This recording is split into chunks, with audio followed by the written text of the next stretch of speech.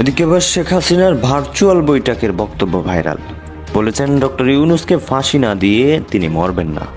এদিকে আরও বক্তব্য দিয়েছেন যে ভারত থেকে বাংলাদেশে গোপনে ঢুকে গিয়েছে ভারতীয় সৈন্য। শেখ হাসিনাকে দেশে বসাতে আবারও তারা গোপনে কাজ করছে। 18,000 রাশিয়ান সেনা নিয়ে বাংলাদেশে ঢুকছে সেনাপ্রধান ওয়াকারুজ্জামান। আজ দুপুরে 18,000 রাশিয়ান সেনা নিয়ে বাংলাদেশে ভূখণ্ডে প্রবেশ করেছেন। এই পদক্ষেপে গোটা দেশ জুড়ে চাঞ্চল্য সৃষ্টি হয়েছে এবং আন্তর্জাতিক অঙ্গনেও আলোড়ন উঠেছে। গতকাল 8ই এপ্রিল দেশবাসীর সামনে সোশ্যাল মিডিয়ার মাধ্যমে শেখ হাসিনা তার আবার এসেছেন। মোহাম্মদ ইউনূসকে এর আগে কোনোদিন তিনি আক্রমণ করেননি তার এই বর্তমান জীবনে এসে। লরা লোমার যে কতটা ভয়ঙ্করভাবে বর্তমান অন্তর্বর্তী সরকার বিদ্বেষী অথবা স্পেসিফিক্যালি বলতে গেলে ডক্টর মোহাম্মদ ইউনূসের বিদ্বেষী, সেটি তার যে নানান ধরনের পোস্ট এক্স হ্যান্ডেলে তার অ্যাকাউন্টে সেগুলোর একটি অংশ বিশেষ তুলে ধরলেই মোটামুটি পরিষ্কার হওয়া যাবে। বর্তমান অন্তর্বর্তী সরকারের জন্য তিনি একটি আতঙ্কের নাম, এমন অভিমত অনেকের। এরা হচ্ছে কেন্দ্রীয় সমন্বয়ক। এখন এই সমন্বয়ক মানে 4 জনকে গ্রেফতার করছে।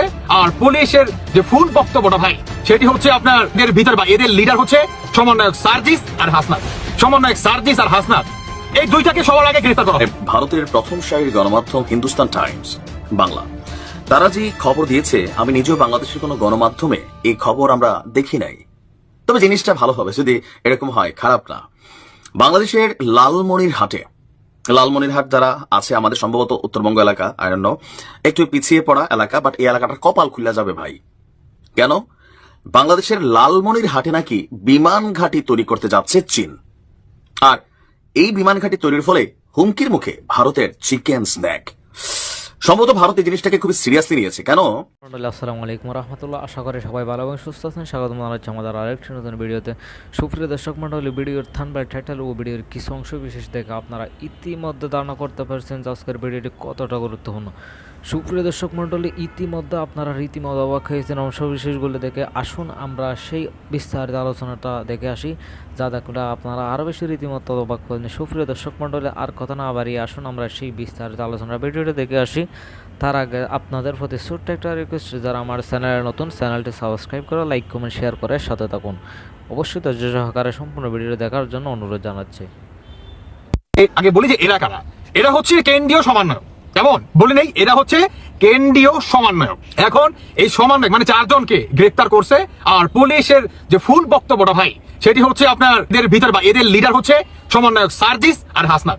তাহলে আমার প্রশ্ন হচ্ছে যে পুলিশ ভাই, ওনারা তো মুখ জবানি দিছে বা আপনিও বলছেন, বেশ ভালো কথা। তাহলে সমন্বয়ক সার্জিস আর হাসনাতকে কেন গ্রেফতার করলেন না? কেন গ্রেফতার করলেন না বলেন তো?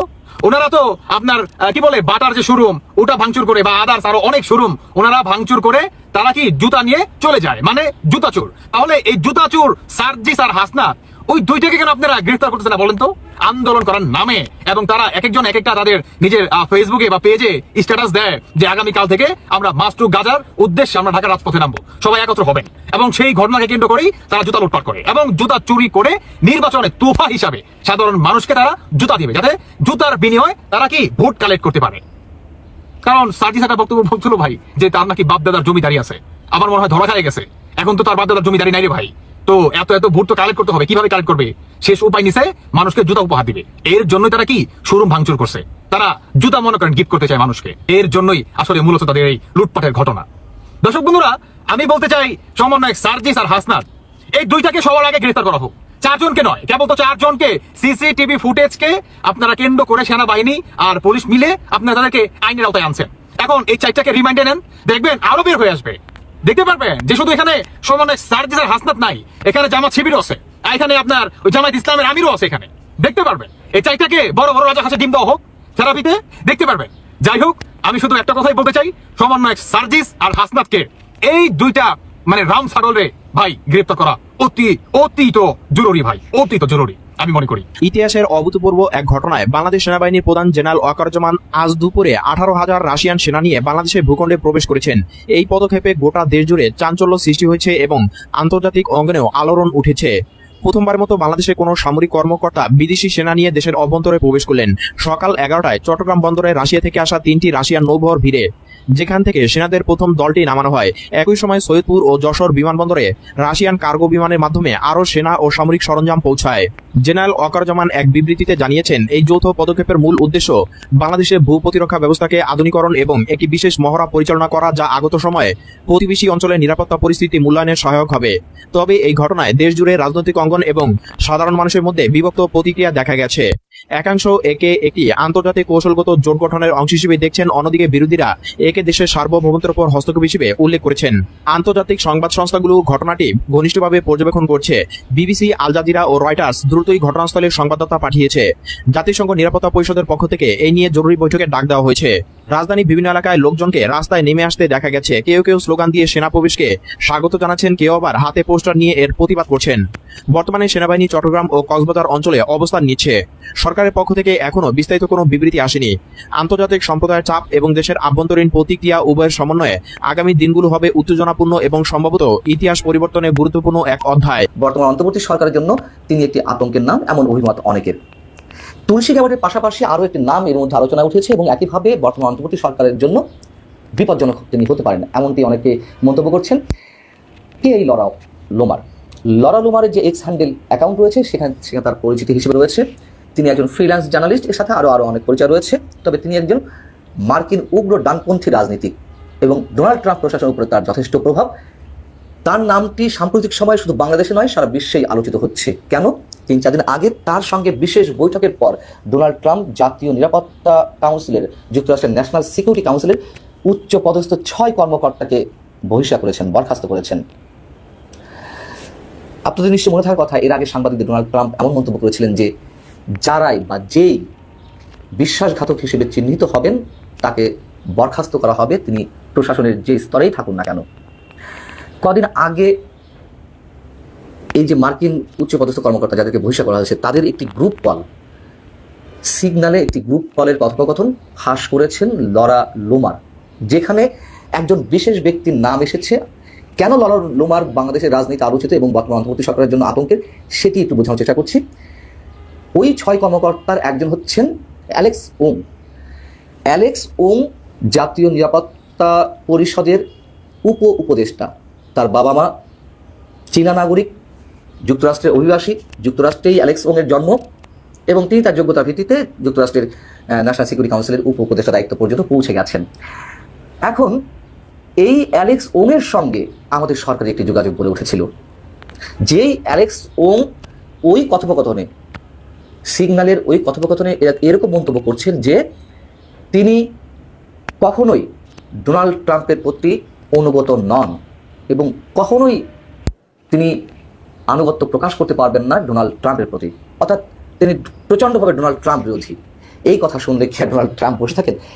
সেই অ্যালেক্স ওং এর সঙ্গে আমাদের সরকারের একটি যোগাযোগ গড়ে উঠেছিল, যার প্রমাণ সরকারেরই একটি ফেসবুক পেজে রয়েছে। আমাদের চিফ অ্যাডভাইজারের একটি অফিসিয়াল পেজ, যেটির নাম হচ্ছে চিফ অ্যাডভাইজার জিওভি। এই অ্যাকাউন্টে গত 2 এপ্রিল একটি পোস্ট করা হয়। কি ছিল সেই পোস্ট? সেখানে লেখা রয়েছে, মার্কিন উপজাতীয় নিরাপত্তা উপদেষ্টা অ্যালেক্স ওং বুধবার সন্ধ্যায় প্রধান উপদেষ্টার হাই রিপ্রেজেন্টেটিভ উচ্চ প্রতিনিধি ডক্টর খলিলুর রহমানের সঙ্গে টেলিফোনে বৈঠক করেছেন। 2 কর্মকর্তা পারস্পরিক আগ্রহের বিভিন্ন বিষয় নিয়ে আলোচনা করেন এবং যোগাযোগ রাখতে সম্মত হন। নতুন মার্কিন প্রশাসন ও বাংলাদেশের অন্তর্বর্তী সরকারের মধ্যে এটি এখন পর্যন্ত সর্বোচ্চ পর্যায়ের যোগাযোগ। যুক্তরাষ্ট্রের যে কোনো কর্মকর্তার সঙ্গে আমাদের সরকারের যে কোনো কর্মকর্তার যোগাযোগ থাকতেই পারে, এটা অস্বাভাবিক নয়। কিন্তু কেন লরা লোমার সরকারের জন্য আতঙ্কের হয়ে উঠেছে? যেহেতু অ্যালেক্স ওং এর সঙ্গে যোগাযোগ হয়ে উঠেছিল ডক্টর খলিলুর রহমানের বা বর্তমান সরকারের, সেই অ্যালেক্স ওং তো প্রচণ্ডভাবে ডোনাল্ড ট্রাম্প বিরোধী এবং সেটি প্রমাণ করেছেন লরা লোমার ডোনাল্ড ট্রাম্পের সামনে। এবং একই সঙ্গে লরা লোমার যে কতটা ভয়ঙ্করভাবে বর্তমান অন্তর্বর্তী সরকার বিদ্বেষী, অথবা স্পেসিফিক্যালি বলতে গেলে ডক্টর মোহাম্মদ ইউনূসের বিদ্বেষী, সেটি তার যে নানান ধরনের পোস্ট এক্স হ্যান্ডেলে, তার অ্যাকাউন্টে, সেগুলোর একটি অংশ বিশেষ করে ধরলেই মোটামুটি পরিষ্কার হওয়া যাবে। লরা লোমার গত 31 মার্চ তার এক্স হ্যান্ডেলে একটি পোস্ট দিয়েছিলেন একটি বিশেষ বিষয়কে কেন্দ্র করে। সেটি হচ্ছে, আপনারা জানেন যে গত জুলাই আগস্ট আন্দোলনে যেই নারীরা সাহসী ভূমিকা পালন করেছেন শেখ হাসিনার বিরোধী আন্দোলনে, তাদেরকে বিশেষ সাহসিকতার জন্য বিশেষ একটি পুরস্কার, ম্যাডেলিন অলব্রাইট অনারারি গ্রুপ পুরস্কার, এই পুরস্কারে মনোনীত করা হয় এবং তাদের অনেকে দেওয়া হয়েছে। সেটিকে কেন্দ্র করে লরা লোমার তার এক্স হ্যান্ডেলে লিখছেন যে মার্কিন পররাষ্ট্র দপ্তর বাংলাদেশে ইসলামিক সন্ত্রাসী গোষ্ঠী হিজবুত তাহরির সদস্যদের সাথে বাংলাদেশে রঙিন বিপ্লব বা কালার রেভলিউশন তৈরির জন্য ইউএসএইডের অর্থায়নে পরিচালিত একদল ইসলামপন্থী মহিলা বা নারী প্রতিবাদকারীকে পুরস্কার দিতে যাচ্ছে এবং এই বিষয়টি যুক্তরাষ্ট্রের পররাষ্ট্রমন্ত্রী মার্কো রুবিও এবং ফার্স্ট লেডি মেলানিয়া ট্রাম্পকে বিব্রত করতে যাচ্ছে। কেন? তিনি বলছেন যে ম্যাডেলিন অলব্রাইট অনারারি গ্রুপ পুরস্কার তো দেওয়া হয় বিশ্বের বিভিন্ন জায়গায় যারা ব্যতিক্রমী শক্তি, সাহস এবং নেতৃত্ব প্রদর্শন করেন, কিন্তু বাংলাদেশে এই নারীদেরকে কেন এই পুরস্কার দেওয়া হবে? এটি তার বক্তব্য। তিনি বাংলাদেশের সাবেক প্রধানমন্ত্রী শেখ হাসিনাকে বলছেন, গণতান্ত্রিকভাবে নির্বাচিত নারী প্রধানমন্ত্রী শেখ হাসিনাকে ক্ষমতাচ্যুত করতে ভূমিকা পালনকারী বা বিক্ষোভকারীদেরকে এই পুরস্কার কেন দেওয়া হচ্ছে, যে দেশে এখনো ধর্ষণ এবং নারী বিদ্বেষ ভয়ঙ্করভাবে বিরাজ করছে। এবং শেখ হাসিনার ভয়ঙ্কর প্রশংসা করছেন তিনি বলছেন শেখ হাসিনার সময় বাংলাদেশের নারীদের জন্য নিরাপদ ছিল এবং এখন এটি এই অঞ্চলের ধর্ষণের রাজধানী। তিনি একথাও বলছেন যে শেখ হাসিনাকে ক্ষমতাচ্যুত করার কয়েকদিন পর ক্লিন্টন ফাউন্ডেশনের একটি অনুষ্ঠানে বাংলাদেশের নতুন নেতা ডক্টর মোহাম্মদ ইউনুস নির্বাচিত সাবেক প্রধানমন্ত্রী শেখ হাসিনাকে উৎখাতের মাস্টার মাইন্ড হিসেবে মাহফুজ আলম নামে একজনকে পরিচয় করিয়ে দেন, যিনি আন্তর্জাতিক ইসলামী সন্ত্রাসী সংগঠন হিজবুত তাহরির একজন সদস্য। লরা লোমার আরও বলছেন, ডক্টর ইউনুস জামাত ইসলামীকেও সমর্থন করেন, যারা আরেকটি ইসলামী সন্ত্রাসী গোষ্ঠী। এই দলটিও শেখ হাসিনাকে ক্ষমতাচ্যুত করতে পুরস্কার পাওয়া মহিলা ছাত্র বিক্ষোভকারীদের সাথে কাজ করেছে।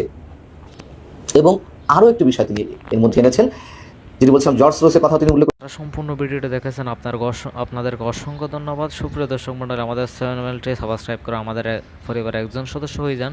সুপ্রিয় দর্শক মণ্ডলী, সুস্থ থাকুন, ভালো থাকুন, দেখা হচ্ছে পরবর্তী ভিডিওতে। আসসালামু আলাইকুম।